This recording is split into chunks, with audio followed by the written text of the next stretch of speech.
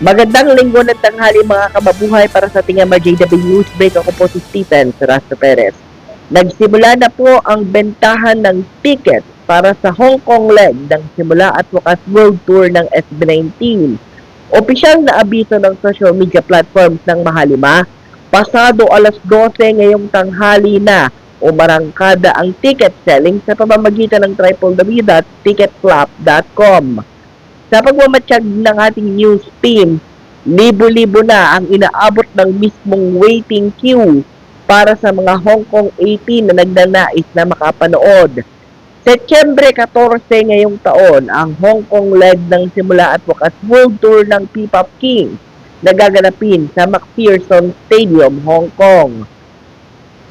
Kilala ang mga A-team sa pag-sold out ng ilang overseas legs ng mga world tour ng P-Pop King sa loob lamang ng ilang minuto.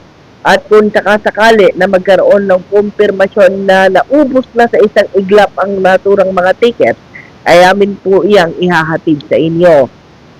Samantala, ang atin naman pong pagkakantabayanan ay ang magiging paggaor ika nga sa wikang Batanggenyo ng US at Canada leg ng SAW World Tour.